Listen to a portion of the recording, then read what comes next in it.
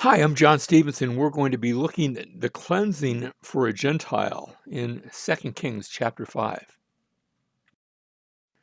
During the ministry of Jesus, in fact, it was the time that he came to Nazareth, to the synagogue there, he said to the people that were gathered, "But I say to you in truth, there were many widows in Israel in the days of Elijah, when the sky was shut up for 3 years and 6 months, when a great famine came over all the land. And yet Elijah was sent to none of them, but only to Zarephath in the land of Sidon, to a widow, or to a woman who was a widow." And then he continues, verse 27, referencing the passage we're going to look at today. "And there were many lepers in Israel in the time of Elisha the prophet, and none of them was cleansed, but only Naaman the Syrian." What Jesus is pointing out is that there's times when God has given special favor, not just to Jews, but to Gentiles. And we're going to see one of those times in our passage today. 2 Kings chapter 5, verse 1 begins, "Now Naaman, captain of the army of the king of Aram." And we have to pause right there. There is no country called Aram today. Today we call that country Syria. And that's a good Roman designation, but back then, in Old Testament times, it was known as Aram. Its capital was Damascus. And Aram, throughout most of its history, had been an enemy to either Israel or Judah, or sometimes both at the same time. It was their chief antagonist, sort of their hereditary enemy. Sometimes they would be at peace, but more often than not, Aram was a threat. And this Naaman, notice he was a captain of the army. He was a great man with his master and highly respected because by him the Lord had given victory to Aram. Notice that God had given victory even to a pagan nation. And Naaman, he had a list of accomplishments, all of which would make him a great man. Notice we continue, the man was also a valiant warrior, but, and we've been waiting for the other shoe to drop, but he was a leper. He had all those things going for him, and yet there was one issue that was really a big issue, this issue of leprosy. Now, what we call leprosy today isn't necessarily what was leprosy back then. Leprosy was a skin disease, and it was a wasting disease, contagious, but it would also cause your nervous system to begin to degrade, and your skin would just rot off of you. And it wasn't necessarily painful, at least not at first. In fact, just the opposite. From what I understand, it would deaden the nerves, and so you would gradually lose feeling in your limbs, in those areas that were affected, and that might cause you to mistakenly hurt yourself. Maybe you reach down and pick something sharp and cut yourself, or burn yourself and not realize you'd done it. And this would contribute to this wasting disease as your skin literally rotted off you. He was a leper.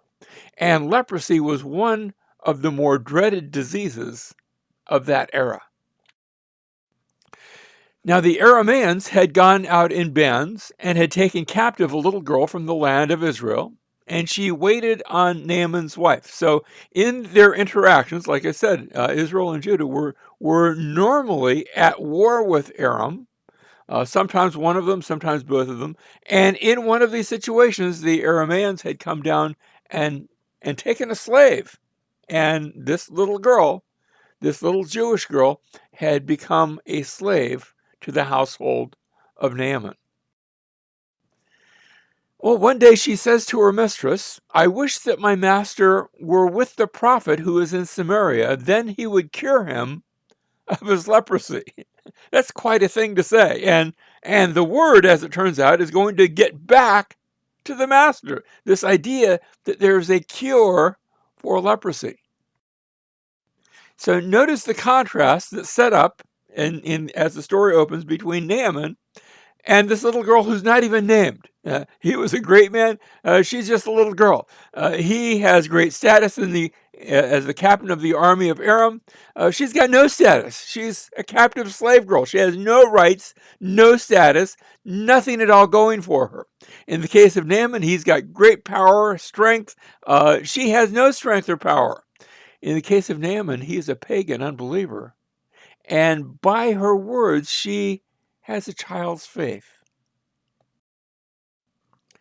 Verse 4, Naaman went in and told his master, everybody's got a master back then, his master would be the king, saying, thus and thus spoke the girl who is from the land of Israel. He relates these words.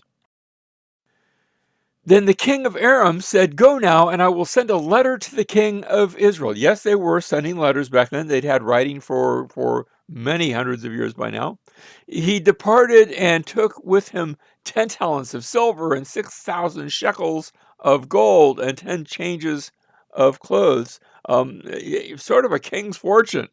And he brought the letter to the king of Israel, saying, and now as this letter comes to you, behold, I have sent Naaman, my servant, to you, that you may cure him of his leprosy. Imagine getting a letter like that. Here, can you cure my, well, wait a minute. The king of Israel had no ability to cure leprosy. And so he sees this letter and he thinks, what on earth is going on here? Verse 7, when the king of Israel read the letter, he tore his clothes and said, am I God to kill and make alive, that this man is sending word to me to cure a man of his leprosy? But consider now and see how he is seeking a quarrel against me. The king of Israel thinks he must be setting me up so that he can attack and he can say, see, you didn't do what I asked, and therefore I'm going to go to war with you. He's seeking to undermine me. He's seeking to begin a war. Verse 8, it happened when Elisha, the man of God, heard that the king of Israel had torn his clothes, that he sent word to the king, saying, why have you torn your clothes? Now let him come to me, and he shall know what apparently you don't. He shall know that there is a prophet in Israel. And so Elisha's response, notice he's speaking already, and he's going to do this primarily throughout this chapter. He'll be speaking through intermediaries. That is, he won't be, notice he didn't come and talk to the king. He sent a message. He's not going to go and talk to Naaman. He'll do it by a messenger. He sends word to the king to send Naaman to him. And then when Naaman is approaching, he sends instructions to Naaman. And he tells him, go wash 7 times in the Jordan River. Now, washing in the Jordan River is going to be an act of faith. Go wash in the Jordan River. And the question is Naaman going to have the faith to do the act? It won't be the act necessarily that cures him, but it will be the faith that is shown by the act. Naaman gets the message, and he's initially offended. Verse 11, but Naaman was furious and went away and said, behold, I thought he will surely come out to me and stand and call on the name of the Lord his God and wave his hand over the place and cure the leper. He imagined what it would be like that Elisha would go and do this, sort of elaborate, hocus pocus and a certain ritual. And Naaman continues, are not Abana and Pharpar, the rivers of Damascus, better than all the waters of Israel? Could I not wash in them and be clean? And so what's this idea about going to the Jordan? The Jordan's a little tiny, muddy river. It's not really much of a river as rivers go. And so he turned away and went away. Verse 13, then his servants came near and spoke to him. Notice how the servants are the voice of reason. And they said, my father, had the prophets told you to do some great thing, would you not have done it? If they just said, go climb this mountain, go sail across the sea, do these 5 challenges, how much more then when he says to you, wash and be clean? You see, Naaman had been offended because it just seemed a bit too easy. And sometimes there are those that hear what Jesus has accomplished on our behalf and what he calls us to do, to believe in him, to trust in him, to place ourselves into his hands. And sometimes the response of people is, well, that just seems too easy. And it is. And so they say, well, what have you got to lose? If you are willing to do the maximum, are you willing to do the minimum? And so he went down and dipped himself 7 times in the Jordan, according to the word of the man of God. By the way, when it says he dipped himself, the Septuagint, the Greek translation of the Hebrew text, renders the Hebrew there with the single Greek word abdab, ebaptisasto. It's the aorist middle. The aorist is just the past tense. Middle, he's doing it to himself. Of the Greek basic word baptizo, from which we get our word baptize. So I suppose the Greeks could have said, now this isn't Hebrew, this is the Greek translation, but that Greek translation wants to render it, he baptized himself. And I think maybe there's a picture there. Because what he was doing, just like baptism, is an act of faith. It's not that you're saved by the act, but you're saved by the faith. But the action points to the faith. It's the evidence for the faith. And so he dipped himself. Can I say it this way? He baptized himself 7 times in the Jordan, according to the word of the man of God. And his flesh was restored like the flesh of a little child. And he was clean. Because he had been not clean, he had been diseased, he had been cancerous, he had been with his skin in a sad state of disrepair. And yet that all is cleansed. Well, we see his conversion not just by the fact that he's cleansed, and he is. There is a physical healing that takes place, but there's also a spiritual enlightenment that now is seen in what he says. And so we begin with his confession, verse 15. When he returned to the man of God with all his company and came and stood before him, he said, "Behold, now I know there is no God in all the earth but in Israel." All those other gods, all those pagan gods, those gods in my country, in Aram. And so please take a present from your servant now. He wants to offer a servant to the man that represents God. So he offers the present, but Elisha doesn't want the present. He says, no, that's okay. It's, you worship the Lord. That's fine. But he said, as the Lord lives before whom I stand, I will take nothing. And he urged him to take it, but he, that is Elisha, refused. No, I'm not. Elisha wasn't in it for the money. And he says, no, you be thankful to the Lord. You worship the Lord. But this is a gift of grace. This is a gift. That's what grace is. Grace is when you receive a gift. If you have to pay for a gift, then it's not a gift anymore. And God approaches us on the basis of grace. He says, look, you can't buy your salvation. You can't buy your way into a relationship with me. It is freely given. Now that changes you, but you don't purchase it. Notice also that Naaman wishes to take some of the land home with him. Naaman said, if not, please let your servant at least be given 2 mules load of earth.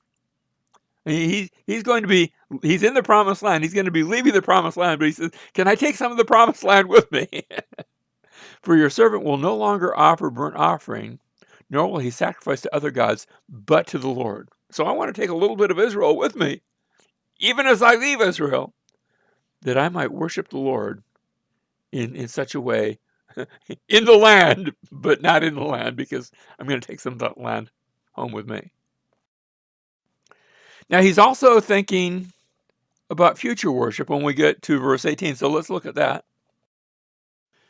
He says in verse 18, in this matter, may the Lord pardon your servant. He's asking for forgiveness, not of what he has done, but what is going to take place when he gets back. He says, when my master, remember, he's the captain under the king. When my master, and he's referring to the king, when my master goes into the house of Rimmon is the pagan god, to worship there. And he leans on my hand because my job is to be at the side of my master. And if he goes into this pagan temple, I'm going to have to go with him. And he leans on my hand, and I bow myself in the house of Rimmon. When I bow myself in the house of Rimmon, the Lord pardon your servant in this matter. Look, I'm not bowing. I'm my job is to be at the hand of the king, and if he bows, I have to go like in his direction. But I'm not bowing to the God, because there is no God. God is God, and so can I get an excuse on that? Can I get a pardon on that? May the Lord pardon your servant. And Elisha said to him, go in peace. So he departed from him some distance. Now that would be a great end of the story right there. But it's not the end. Instead, verse 20, we have Gehazi, the servant of Elisha. And we've seen him before as he was passing messages back and forth. But now, instead of passing a message, he decides to have something of his own.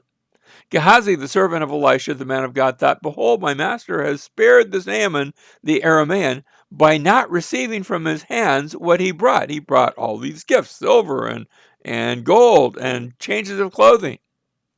As the Lord lives, I will run after him and take something from him. Well, my master Elisha didn't want to benefit, but what's to stop me from benefiting? Verse 21, so Gehazi pursued Naaman, and when Naaman saw one running after him, he came down from the chariot to meet him and said, is all well? And he said, all is well. My master has sent me, saying, behold, just now 2 young men of the sons of the prophets have come to me from the hill country of Ephraim. Please give them a talent of silver and 2 changes of clothes. Now, that hadn't happened, so Gehazi is lying. But he's lying in order to try to get some stuff, because he wants some of that wealth that Naaman was willing to offer. And Naaman said, be pleased to take 2 talents. You wanted a talent? Here, let me give you 2. And he urged him and bound 2 talents of silver in 2 bags with 2 changes of clothes and gave them to 2 of his servants. And they carried them before him. When he came to the hill, he took them from their hand and deposited them in the house. And he sent the men away. And they departed, and he figures nobody is the wiser. And so you've got this contrast set up between Naaman and Gehazi. Naaman had come to Elisha as a leper to be healed. Gehazi, the servant of Elisha, because of, and spoiler alert here, because of his unfaithfulness, is going to become a leper. That leprosy is going to be transferred from Naaman, who believed, to Gehazi, who was full of greed. In Naaman's case, he'd undergone not only a physical healing, but I think a spiritual conversion. In Gehazi's case, he'd spent some time as a servant of Elijah, but here we see him not seeking Elisha or the Lord, but self-seeking. He wants the stuff. He wants the physical accolades. He wants the payment. In Naaman's case, he wasn't interested in guarding his money, and he gives to Gehazi 2x the amount that was requested. Gehazi said, I want a talent of silver. Here, take 2. But Gehazi was plotting to gain some money from Naaman by concocting a lie about a financial need. Verse 25, but he went in and stood before his master, and Elisha said to him, where have you been, Gehazi? And he said, oh, your servant went nowhere. Again, there's a lie. Then he said to him, "Did not my heart go with you when the man turned from his chariot to meet you? Is it a time to receive money and to receive clothes and olive groves and vineyards and sheep and oxen and male and female servants?" Now, why is he bringing all those things into it? Remember what we've read back in 1 Kings about somebody who wanted a vineyard. It was the story of Ahab and Jezebel, and how Jezebel had concocted this plot to put Naboth to death so that Ahab could get his vineyard. And Gehazi, you say, well, Gehazi didn't kill anybody. No, but that greed, it's the same sort of greed that we saw on the part of Ahab and Jezebel. Verse 27, "Therefore the leprosy of Naaman shall cling to you and to your descendants forever." So he went out from his presence, a leper as white as snow. His skin color changed, and it's not a healthy change. He goes out as a leper. And so we have a closing contrast between Gehazi, and in the New Testament, we always want to ask, where is Jesus in the story? And I think he's here by contrast. In Gehazi's case, he sought payment for work that he did not do. He didn't do the healing, but he wants a payment anyway. In Jesus' case, he made the payment for sins that he did not commit. He wasn't a sinner, and yet he paid the price for our sins. In the case of Gehazi, he was punished with the leprosy that had belonged to Naaman. In the case of Jesus, he took our sins upon himself, bearing the guilt that belonged to us. Have you connected with Jesus? Have you been spiritually baptized? And if you have, then I think physical baptism should be there as well. That the outward sign can be a picture of the inward reality as you have connected, as you have been identified through faith to Jesus.